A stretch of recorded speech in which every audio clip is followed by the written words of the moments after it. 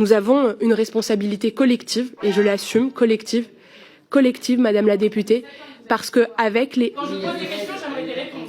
Madame... J'ai demandé est-ce qu'il y allait avoir une recentralisation de l'aide sociale à l'enfance. J'aimerais des réponses. Non. Merci Madame la Présidente. Ce n'est pas l'État qui éduque les enfants, mais les parents. Juillet 2023, Éric Dupond-Moretti.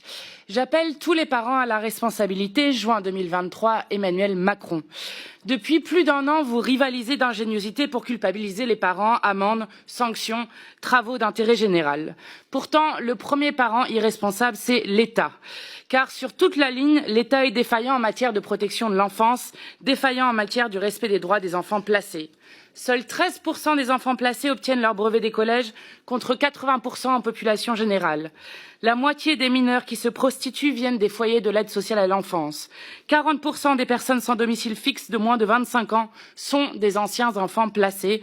Depuis longtemps, nous alertons, les chiffres sont révoltants, mais derrière les chiffres, il y a des noms et des tragédies personnelles qui sont chargées de vos manquements. En octobre dernier, Méline, qui avait seulement 11 ans, a été retrouvée pendue dans son foyer de l'Oise.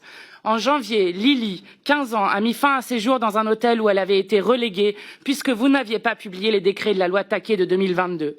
En février, Myriam, 14 ans, a été retrouvée morte après avoir fugué de son foyer en Seine-et-Marne. Aux listes macabres s'ajoutent des scandales devenus quotidiens. C'est par exemple Nadia, ancienne enfant placée dans le Nord, qui porte plainte pour torture et actes de barbarie contre l'aide sociale à l'enfance et sa famille d'accueil. C'est cette information judiciaire, ouverte pour violences aggravées sur mineurs, défaut de soins, travail forcé et conditions de travail indignes à la vie humaine dans la Creuse, et ce, de la part d'une structure qui utilisait le maraîchage comme soi-disant support pédagogique. Le premier parent irresponsable, c'est l'État. Vous avez encore aggravé la situation avec l'ignoble loi immigration qui exclut les enfants étrangers conformément au programme de préférence nationale de Jean-Marie Le Pen. C'est vous qui avez voté la rupture d'égalité des droits entre les enfants de l'aide sociale à l'enfance selon leur nationalité.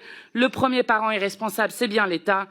Recentraliser l'aide sociale à l'enfance devient inévitable. Quand allez-vous débloquer les moyens à la hauteur des besoins? Quand sera recentralisée la protection de l'enfance pour s'assurer que les enfants placés soient protégés de la même manière quel que soit leur lieu de vie? Et quand allez-vous obliger les départements à remplir le registre national de suivi des enfants placés? Vous cherchez des responsables?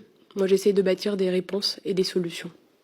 Madame la Présidente Panot, l'essentiel, et je crois que c'est ce qui nous réunit aujourd'hui, c'est d'apporter des réponses immédiates. Nous avons une responsabilité collective, et je l'assume, collective, Madame la députée, parce que avec les présidents de département, avec les associations, eh bien, oui, il est possible d'apporter des réponses.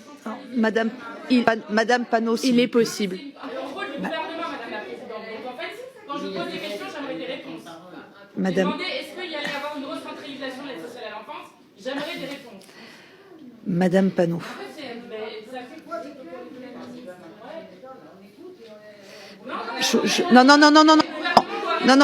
Non.